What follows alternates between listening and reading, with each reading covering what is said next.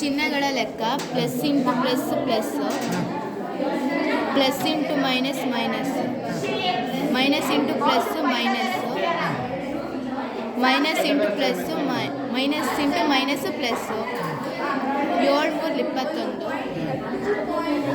8 4 32.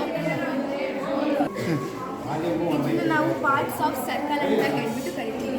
ಒಂದು circle 360 degree ಇದೆ. ಆ 360 ಡಿಗ್ರಿಯಲ್ಲಿರೋ ಮಿಡ್ ಪಾಯಿಂಟನ್ನು ನಾವು ಸೆಂಟರ್ ಅಂತ ಹೇಳ್ಬಿಟ್ಟು ಕರಿತೀವಿ. ಆ ಸೆಂಟರಿಂದ ಹಾದು ಹೋಗಿರುವಂಥ ಒಂದು ಲೈನನ್ನು ನಾವು ಡಯಾಮೀಟರ್ ಅಂತ ಕರಿತೀವಿ. ಆ ಸೆಂಟರ್ ಡಯಾಮೀಟರ್ 180 ಡಿಗ್ರಿ ಇರುತ್ತೆ. ಮತ್ತು ಸೆಂಟರಿಂದ ಅರ್ಧ ರೇಖೆಯಲ್ಲಿ ಹಾದು ಹೋಗಿರುವಂಥ ಲೈನನ್ನು ನಾವು ರೇಡಿಯಸ್ ಅಂತ ಹೇಳ್ಬಿಟ್ಟು ಕರಿತೀವಿ.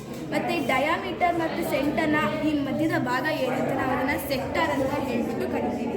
ನೆಕ್ಸ್ಟ್ ಸೆಕೆಂಟ್ ಅಂದರೆ ಒಂದು ಸರ್ಕಾಂಫರೆನ್ಸ್ನ ಒಂದು ಸೀಕ್ಯಾಂಟ್ ಅಂತ ಹೇಳಿಬಿಟ್ರೆ ಒಂದು ಲೈನ್ ಸೆಗ್ಮೆಂಟ್ ಸರ್ಕಾಂಫರೆನ್ಸ್ ಮಧ್ಯದಿಂದ ಹಾದು ಹೋಗಿರೋ